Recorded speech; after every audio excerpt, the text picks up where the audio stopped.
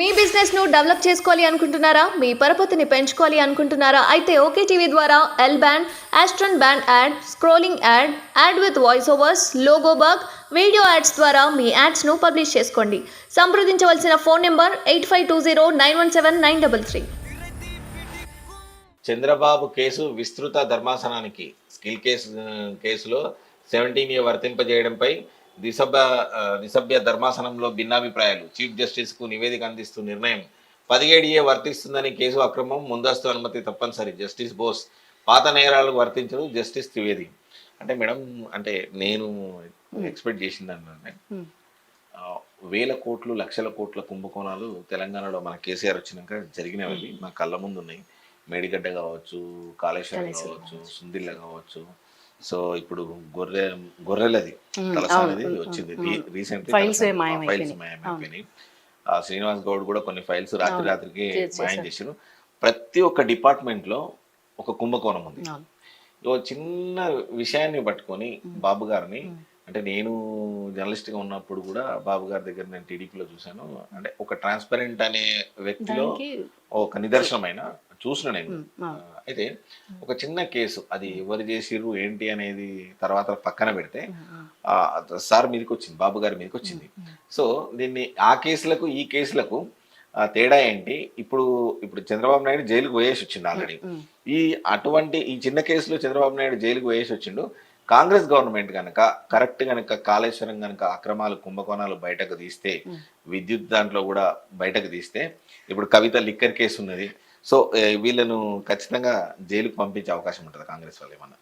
అది ఆ కక్ష రాజకీయాలే కనుక చేయదలుచుకుంటే ప్రధాన ప్రతిపక్ష లీడర్లు మొత్తం జైళ్లలోనే ఉంటారండి జనరల్గా. అలా కాకుండా అది వసూలు చేసే, అంటే ఇప్పుడు బాబు గారికి జరిగింది, మనకి జరిగింది అందరికీ జరగాలని మనం కోరుకోకూడదు. అది అంటే తప్పు చెయ్యని పక్షంలో కూడా బాబు గారిని ఒక కక్షపూర్తి రాజకీయాలు చేసి జైలుకి పంపించడం ఒక ఎత్తు అయితే, నిజంగా ప్రజాధనం ఎక్కడ దుర్వినియోగం జరిగింది, ఏ స్థాయిలో జరిగింది, ఎన్ని వేల కోట్ల అవినీతి జరిగింది అని చెప్పి దాన్ని వసూలు చేసే తరహా ఏదైతే ఉంటుందో, వాళ్ళ ఆస్తులు జప్తు చేయడం కానీ అలాంటివి చేసి ప్రజాధనాన్ని తిరిగి వెనక్కి రాబట్టేలాగా ఉండాలి అనేది మనస్ఫూర్తిగా నా వ్యక్తిగత అభిప్రాయం అండి.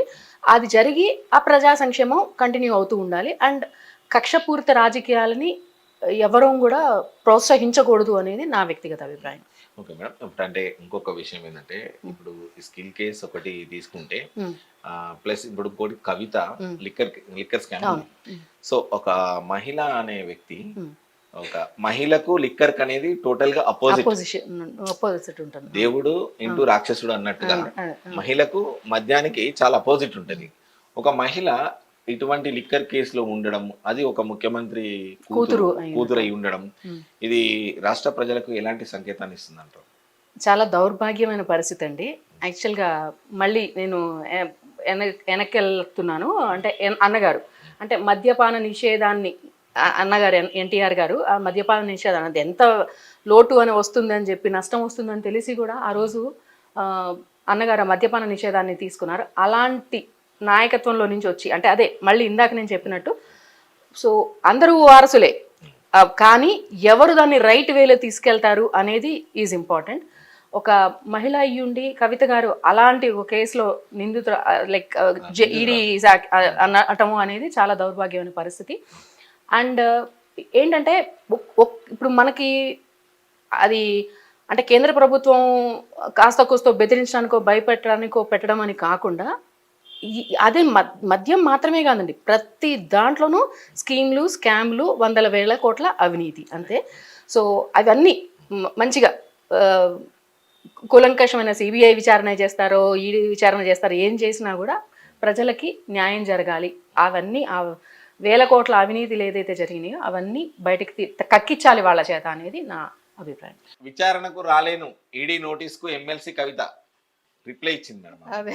ఎందుకంటే ఈడీ విచారణకు నేను రాలేను, ఎందుకు వెళ్ళదు అంటే వెళ్తే అక్కడ సమాధానాలు చెప్పాలి. ఈమె పాత్ర ఏదైతే ఉందో అది బయటపడిపోతుంది. బయటపడిపోతే శిక్ష ఇక ఆటోమేటిక్ గా. లేదా చేయనోళ్ళే కదా, చేయనప్పుడు ఈడీ దగ్గరికి వెళ్తే భయం ఏముంది? అంతే కదా. ఇప్పుడు బాబు గారిని ఎగ్జాంపుల్ గా తీసుకోండి. ఆయన ఎంత ఛాలెంజింగ్ గా ఆయన మీద ఒక నిరాధారమైన కేసు వేశారు, అయినా కూడా అరెస్ట్ చేసిన, అక్రమ అరెస్ట్ అయినా కూడా హీ ఒబేడ్ ద లా.